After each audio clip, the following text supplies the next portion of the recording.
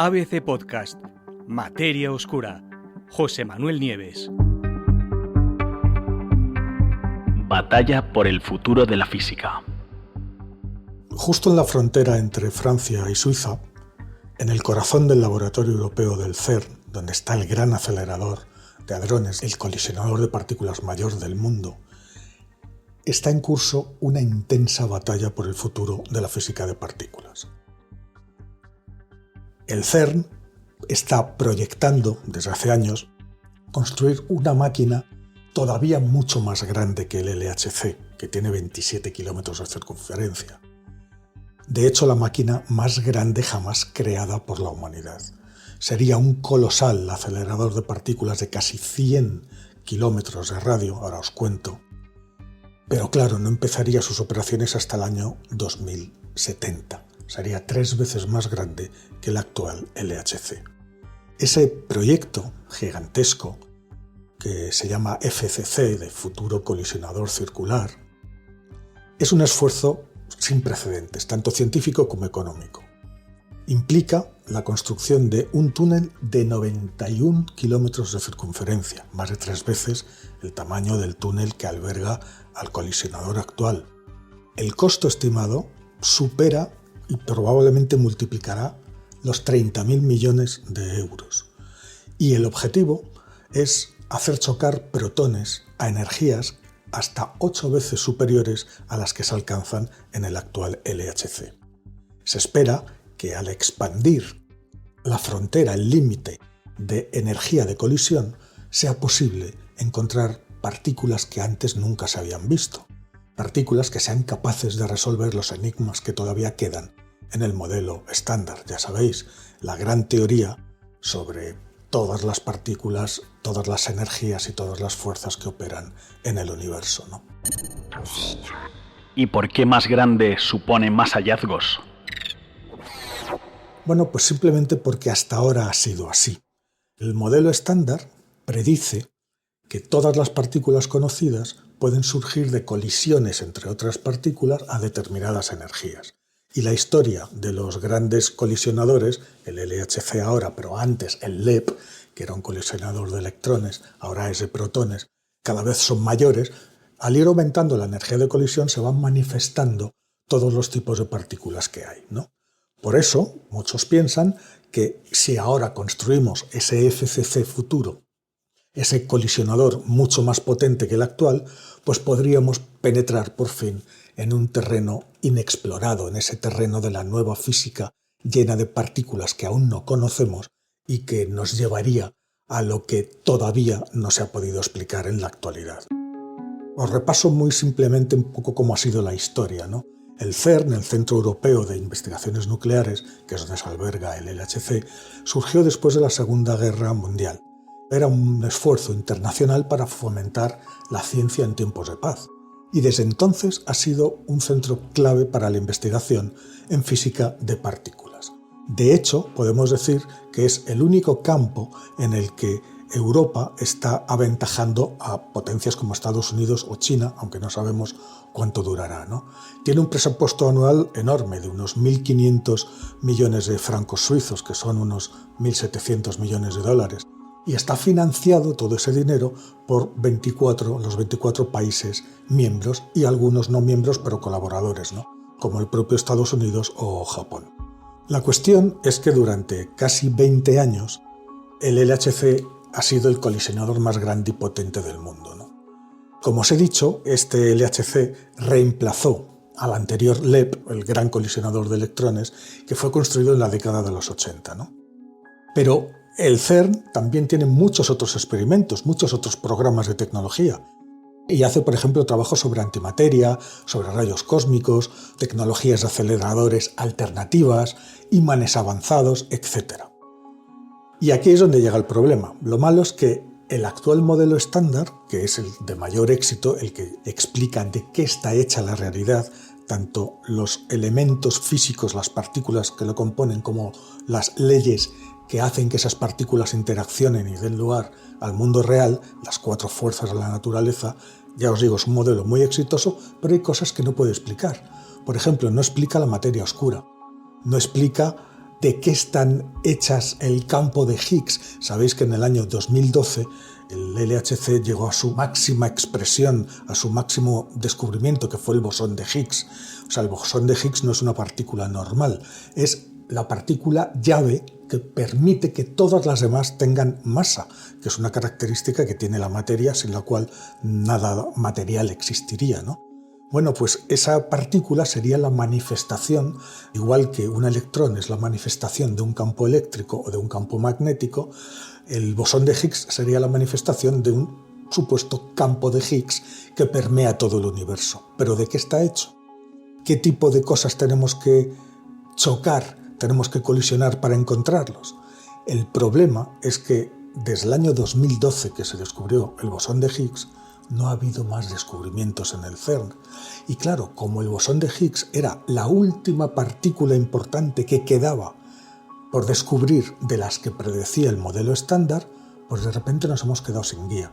En el último medio siglo, los colisionadores cada vez más poderosos se iban haciendo porque el modelo estándar decía que si se alcanzaba una energía de colisión determinada, aparecerían determinadas partículas. Y eso ha venido siendo así a lo largo de más de 50 años. El modelo no ha fallado ni una sola vez. La última partícula era el bosón de Higgs. ¿Y después qué? Porque resulta que incluso descubriendo la última de las partículas previstas con el modelo estándar, todavía hay cosas que no sabemos explicar. La materia oscura, la energía oscura, la antimateria. ¿Qué estrategia seguir?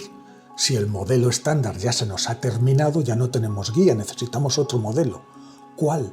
¿Y qué hacemos? ¿Cuál es la estrategia? Bueno, pues muchos investigadores creen que la estrategia es seguir por el mismo camino, hacer aceleradores cada vez más grandes y más potentes y así, aumentando la energía de colisión, conseguir que se manifiesten partículas de las que todavía no tenemos ni idea, ¿no? Por ejemplo, la directora del CERN, que se llama Fabiola Gianotti, dijo que explorar estas nuevas fronteras de la energía nos permitirán profundizar en nuestra comprensión de la física, que sabemos que está conectada con la física del universo a escalas más grandes, ¿no? ¿Y cuáles serán las fases de construcción del FCC? Primero decir que esto es un gran proyecto, ¿no? El FCC, pero es que la tecnología que hace falta para alcanzar, para que este nuevo acelerador desarrolle esas energías tan superiores de colisión, resulta que esa tecnología todavía no existe. Pero los científicos creen que de aquí a 2070, que es cuando estará terminado completamente este gran acelerador, pues ya se habrán desarrollado esas tecnologías que hoy nos faltan, con lo cual es una apuesta a futuro y muy arriesgada. Pero por eso lo que han hecho los planificadores es dividir la construcción en dos fases. La primera, más asequible y para la cual sí tenemos tecnología, construiría el túnel, ese túnel de 90 y tantos kilómetros, e instalaría en ese túnel provisionalmente una máquina más sencilla. Una máquina que podría estar lista a partir del año 2045 funcionando. Esa máquina haría chocar electrones y positrones, que son las antipartículas de los electrones.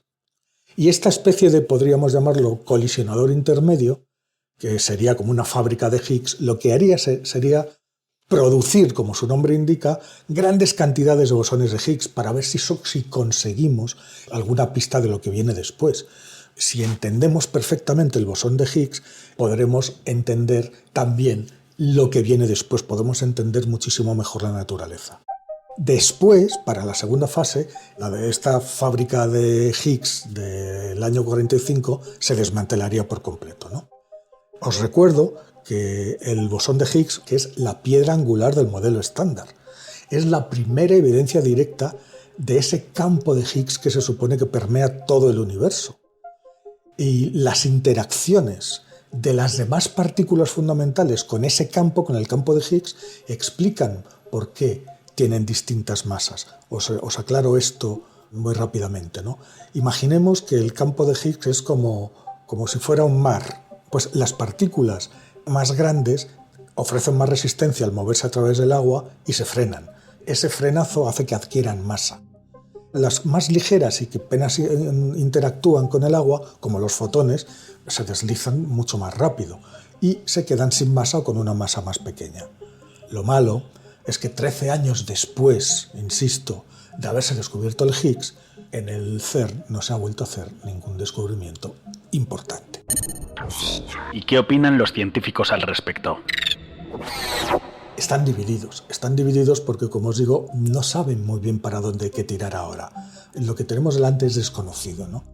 El plan de este futuro gran colisionador, que está respaldado por la dirección del CERN, por la actual directora Fabiola Gianotti, y también por su sucesor, que ya está designado, que se llama Mark Thompson, pues ha generado un intenso debate entre los investigadores, ¿no? Si el FCC se aprueba, dice Gianotti, se convertirá en el instrumento más poderoso jamás construido por el hombre para estudiar las leyes de la naturaleza. Muy bien, pero muchos otros expresan su descontento, ¿no? Y hay docenas de investigadores, de físicos, de científicos, llenas de críticas a esta estrategia de construir este mega acelerador, sobre todo debido a su enorme coste y a su largo proceso de ejecución. La enorme cantidad de dinero que habría que gastar significaría que quedarían excluidas otras tecnologías alternativas, y algunos creen que se pueden hacer de formas más baratas y que se tarde menos en construir y tener resultados mucho más temprano, ¿no? Que es 2070, ¿no? Pero bueno, la cuestión es si la comunidad científica está dispuesta a sacrificar los próximos 50 años para construir un juguete, llamémoslo así, que podría o podría no ser la forma de completar o de ir más allá del modelo estándar. En un proyecto de esta magnitud, que necesita contribuciones financieras gigantescas de muchos países, todos los que forman el CERN, los 24, hay que tener en cuenta la opinión de miles de investigadores, pues evidentemente tiene que haber desacuerdos, ¿no? Pero además, no está claro precisamente si los estados que están dando la pasta, que están dando todo el dinero, van a seguir financiando el proyecto en un plazo tan largo y sin descubrimientos en el horizonte. Es decir, ¿qué país va a seguir pagando una cantidad enorme de millones durante más de 50 años sin ver ningún resultado hasta más allá de dentro de 50 años, ¿no? La decisión está en el aire y ya os digo que es una auténtica batalla. ¿Y cuándo se tomará una decisión? Pues están en ello, pero desde luego el próximo año será de la máxima importancia para este plan. En diciembre hay un grupo estratégico de trabajo que presentará las conclusiones sobre esta idea del FCC al Consejo del CERN, que es el órgano rector de esta organización. Y lo que está en juego, ya os digo, no solo es el ambicioso experimento, sino, pensarlo bien, la vida laboral de generaciones de físicos y el papel de Europa en la física de partículas durante el resto de este siglo. Claro, tener en cuenta, si el plan se aprueba, la mayoría de los físicos de hoy, para el año 2070, ya no estarán activos. Han terminado su carrera profesional, no llegarán a ver ninguno de estos beneficios. A pesar de eso, hay muchos físicos que están de acuerdo, ¿no?, con que las dos máquinas serán beneficiosas, ¿no? Pero los costes son absolutamente desalentadores, ¿no? Y encima no hay una estimación completa. Solamente la primera fase costará unos 17.000 millones, se cree, y las dos juntas unos 30.000, pero probablemente al final sea mucho más que esto, ¿no? Por no hablar de que hay diseños alternativos para hacer futuros colisionadores que son más rápidos de construir y más baratos, como por ejemplo no un colisionador circular como los actuales, sino uno lineal, ¿no? Uno lineal costaría menos de la mitad de los primeros 17.000 millones y estaría listo con un túnel de 21 o 30 kilómetros, podría estar listo mucho antes, ¿no? A ver, en todo caso, la decisión final se acerca. Lo que os he querido transmitir es que después de haber completado el modelo estándar, los físicos se han quedado ciegos. No tienen un modelo teórico al que seguir. El modelo estándar se ha terminado y no sabemos muy bien qué es lo que hay detrás. Por eso vamos un poco a ciegas, pero la decisión que tomemos o que tomen en el CERN, que esa decisión final se acerca, va a determinar las próximas décadas de investigación en física fundamental.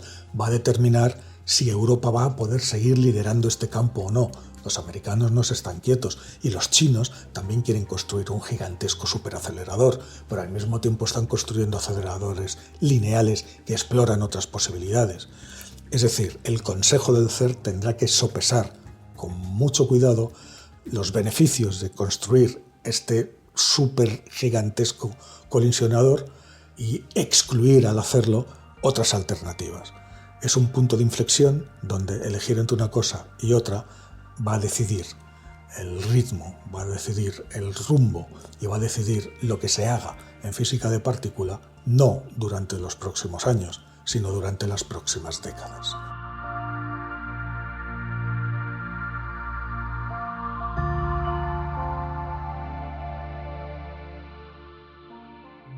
Muchas gracias por escuchar. Todos los episodios de Materia Oscura con José Manuel Nieves están disponibles en la web del periódico, abc.es y en las plataformas de audio.